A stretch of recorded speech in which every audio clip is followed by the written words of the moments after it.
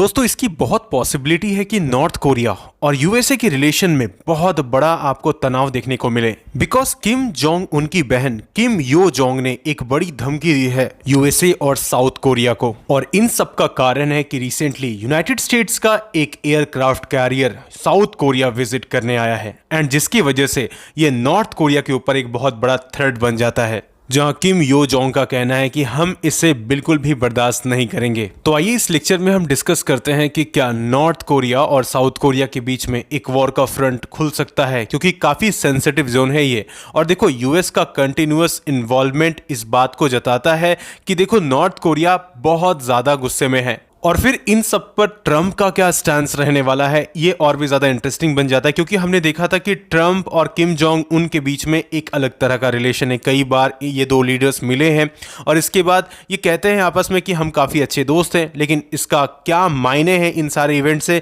आइए समझने की कोशिश करते हैं। But before starting this lecture I welcome you to Shriram's IAS, serving the nation since 1985. अब ऑफलाइन हो या online, we are the lifeline.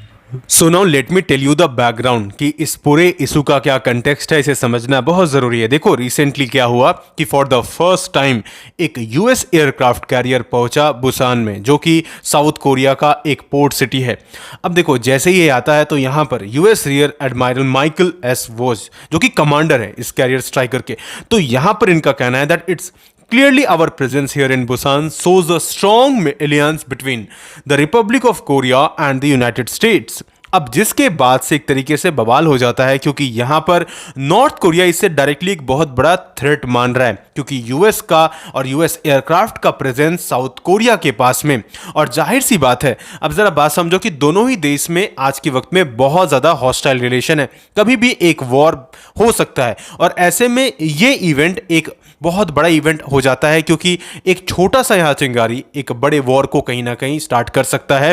And इसी चीज को कहते हुए यहाँ पर इवन किम जोंग उनकी जो बहन है किम यो जोंग, उन्होंने क्लियरली इस चीज को कहा है that it is a political and military provocation. और फिर इन सब के साथ इन्होंने कहा that it's most hostile and confrontational will to North Korea with the deployment of aircraft carrier and other powerful military assets and US South Korea military deals this year। जाहिर सी बात है अभी रिसेंट टाइम में हम देखेंगे कि यहाँ US और साउथ कोरिया का एक मिलिट्री डील भी स्टार्ट होगा, एंड इन सब चीज से कहीं ना कहीं नॉर्थ कोरिया थोड़ा घबराया हुआ है। अब देखो इन दोनों देश के बीच में रिलेशन कितने हद तक खराब है, आपको इस आर्टिकल से पता चलेगा कि नॉर्थ कोरिया ने रिडिफाइन कर रखा है साउथ कोरिया को एज अ हॉस्टाइल स्टेट। मतलब यहाँ नॉर्थ कोरिया ने ऑलरेडी हॉस्टाइल स्टेट डिक्लेयर कर रखा है साउथ कोरिया को, मतलब कभी भी यहां पर वॉर स्टार्ट हो सकता है। और देखो ये जो आर्टिकल है ना, ये जो न्यूज है, ये पिछले साल का, जब मैंने आपको एक लेक्चर लिया था, मैंने बताया था कि किस तरीके से नॉर्थ कोरिया ने ऑल ऑफ सडन कई सारे ब्लास्ट स्टार्ट कर दिए साउथ कोरिया के बॉर्डर के आसपास,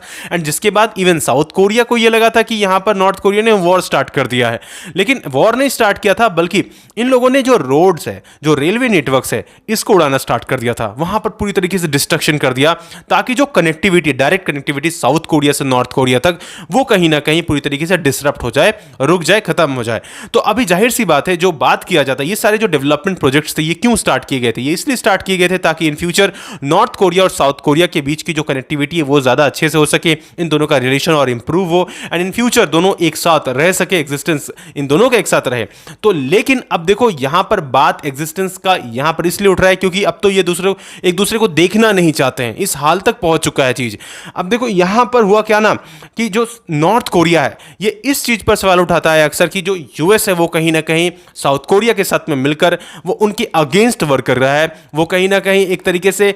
थ्रेट है एक बहुत बड़ा नॉर्थ कोरिया के लिए। और दूसरी तरफ से साउथ कोरिया का ये कहना है कि नॉर्थ कोरिया कंटिन्यूअसली अपने आर्म्स को, अपने मिसाइल्स को एंड इवन न्यूक्लियर वेपन्स को और भी ज्यादा कहीं ना कहीं तीव्र कर रहा है, और ये पूरी दुनिया के लिए एक बहुत बड़ा थ्रेट है, क्योंकि नॉर्थ कोरिया एक डिक्टेटरशिप पर चलता है। एंड यहाँ यूएस डिपार्टमेंट ऑफ स्टेट के रिस्पेक्ट में जब हम बात करते हैं तो देखो यहां पर साउथ कोरिया के साथ में यूएस की जो मिलिट्री कॉपरेशन है, तो अभी भी अराउंड 28,500 से ज्यादा यूएस मिलिट्री पर्सनल स्टेशन है साउथ कोरिया में। एंड इससे आप समझ सकते हो कि क्यों आखिर नॉर्थ कोरिया बहुत ज्यादा बौखलाया हुआ है। नाउ इस पूरे इवेंट पर देखो अभी तक डोनाल्ड ट्रंप की प्रतिक्रिया नहीं आई है, लेकिन जाहिर सी बात है डोनाल्ड ट्रंप का जो स्टैंड होगा वो देखना काफ़ी इंटरेस्टिंग होगा इस मामले में, क्योंकि देखो नॉर्थ कोरिया के जो लीडर है किम जोंग उन और दूसरी तरफ में डोनाल्ड ट्रंप, इन दोनों के बीच का रिलेशन जो है थोड़ा अलग तरीके का है। हम देखें तो कि यूएस के पहले प्रेसिडेंट डोनाल्ड ट्रंप थे जो कि नॉर्थ कोरिया खुद विजिट करने गए थे। और आज के करंट सिनेरियोज को जब हम देखते हैं तो डोनाल्ड ट्रंप चाहते हैं कि कैसे भी करके जो वॉर्स है ऑल अराउंड दी वर्ल्ड जो चल रही हैं वो रुक जाए,